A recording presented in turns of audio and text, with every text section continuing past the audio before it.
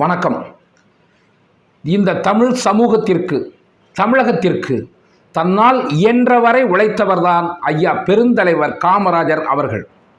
ஐயா பெருந்தலைவர் காமராஜர் அவர்கள் இந்த தமிழகத்திற்கு கொண்டு வராத திட்டங்களே இல்லை என்று சொல்லக்கூடிய அளவிற்கு அனைத்து திட்டங்களையும் தன்னுடைய ஆட்சி காலத்தில் கொண்டு வந்தவர்தான் ஐயா பெருந்தலைவர் காமராஜர் அவர்கள்.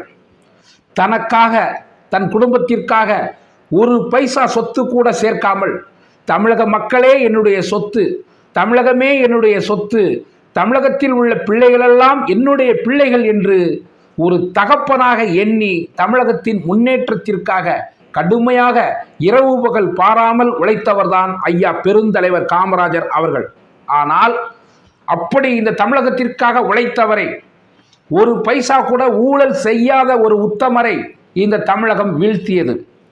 1967 நடைபெற்ற சட்டமன்ற தேர்தலில் தன்னுடைய சொந்த தொகுதியான, தான் பிறந்த ஊர், தான் பிறந்த வீடு இருக்கக்கூடிய விருதுநகர் சட்டமன்ற தொகுதியிலே ஐயா பெருந்தலைவர் காமராஜர் அவர்கள் தோற்கடிக்கப்படுகின்றார்கள்.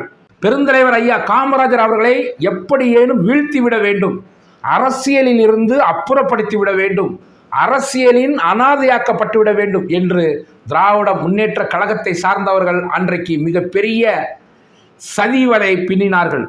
ஐயா பெருந்தலைவர் காமராஜர் அவர்களுக்காக உழைப்பதற்கு தொண்டர்கள் இருந்தாலும் அந்த தொண்டர்களை சோர்வடைவதற்கு என்ன வழிவகையெல்லாம் உண்டோ அத்தனைகளையும் திராவிட முன்னேற்ற கழகத்தை சார்ந்தவர்களும் அதன் தலைவர்களும் செய்தார்கள். பெருந்தலைவர் ஐயா காமராஜர் அவர்கள் மீது அபாண்டமான பழிச்சொல் அன்று சொல்லப்பட்டது. குறிப்பாக திராவிட முன்னேற்ற கழகத்தை சார்ந்த முன்னணி தலைவர்கள், பெருந்தலைவர் காமராஜர் ஏன் அடிக்கடி வெளியூர் பயணம் போகின்றார் தெரியுமா, வெளியூர்களிலே அவர் நிறைய சொத்துக்கள் வாங்கி குவித்திருக்கின்றார் என்று அன்றைக்கு தமிழக மக்கள் மத்தியிலே பெருந்தலைவரை பற்றி மிக மோசமான முறையில் பிரச்சாரத்தை கையாண்டார்கள். ஆனால் உண்மையில் பெருந்தலைவர் ஐயா காமராஜர் அவர்கள் இந்த உலகை விட்டு, நம்மை விட்டு பிரியும் பொழுது அவருடைய சட்டப்பையில் என்ன இருந்தது என்பதை இந்த மக்கள் நன்கு அறிவார்கள். பெருந்தலைவரை போன்ற ஒரு அப்பழுக்கற்ற ஒரு தலைவரை இனி எந்த காலத்திலும், எந்த உலகத்திலும் யாராலும் பார்க்க முடியாது என்று சொல்லக்கூடிய அளவிற்கு பெருந்தலைவரினுடைய வாழ்க்கை, பெருந்தலைவரினுடைய அரசியல் தூய்மை நிச்சயமாக வேறு யாரிடமும் எதிர்பார்க்க முடியாது. ஆனால் அப்படிப்பட்ட பெருந்தலைவர் காமராஜர் அவர்களை வீழ்த்துவதற்கு திமுக மிகப்பெரிய ஒரு சதி வலையை அன்று பின்னியது. திமுக மட்டுமா, விருதுநகர் தொகுதியிலே இருக்கக்கூடிய மிகப்பெரிய பணக்காரர்கள் என்று சொல்லப்பட்ட வியாபாரிகள், பணம் படைத்த முதலாளிகள் அத்தனை பேரும் ஒன்று சேர்ந்து பெருந்தலைவரை எப்படியும் வீழ்த்திவிட வேண்டும் என்று அவர்கள் ஒரு பக்கம் சூழ்ச்சி செய்தார்கள். தேர்தல் வந்தது. பெருந்தலைவர் ஐயா காமராஜர் அவர்கள் தேர்தலிலே போட்டியிட்டார்கள்.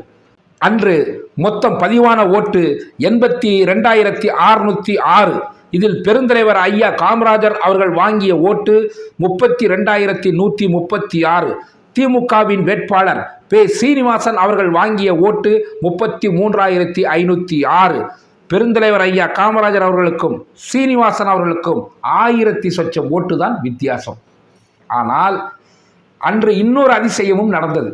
மக்கள் திலகம் எம்ஜிஆர் அவர்கள் சுடப்பட்ட காலம், மக்கள் திலகம் எம்ஜிஆர் அவர்கள் குண்டடிப்பட்ட காலம். அவருடைய போஸ்டரை, கழுத்தில் கட்டு போட்டிருக்கக்கூடிய போஸ்டரை தமிழகம் முழுவதும் ஒட்டினார்கள். ஒரு பக்கம் ஐயா காமராஜர் அவர்களுடைய புகழுக்கு கேடு விளைவிக்கின்ற அளவிற்கு அவர் மீது பொய்யான குற்றச்சாட்டுக்கள், அனைத்து பகுதி மக்களையும் ஆச்சரியப்படுத்தக்கூடிய அளவிற்கு திமுகவின் பொய்யான வாக்குறுதிகள். இன்னொரு பக்கம் மக்கள் திலகம் எம்ஜிஆர் அவர்களுடைய புகைப்படம். வீழ்த்தப்பட்டார் பெருந்தலைவர் ஐயா காமராஜர் அவர்கள். உண்மையில் வீழ்த்தப்பட்டது பெருந்தலைவர் காமராஜர் அல்ல, ஜனநாயகம். பெருந்தலைவர் தோற்றுவிட்டார் என்றதும் அனைத்து கட்சி தலைவர்களும் ஆச்சரியப்பட்டார்கள். யாராலும் மகிழ்ச்சியாக அந்த வெற்றியை கொண்டாட முடியவில்லை.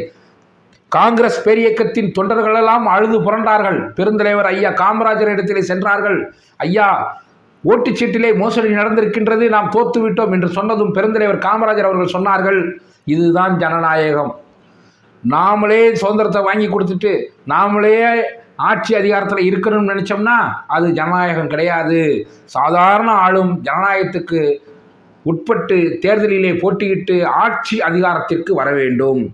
அதனால் இதை பற்றி நீங்கள் கவலைப்படாதீங்க, இதில் கவலைப்பட ஒன்றுமே இல்லை, மகிழ்ச்சியாக நீங்களும் இருங்க என்று பெருந்தன்மையோடு சொல்லி தன்னுடைய தொண்டர்களை அனுப்பி வைத்தவர் தான் பெருந்தலைவர் ஐயா காமராஜர் அவர்கள்.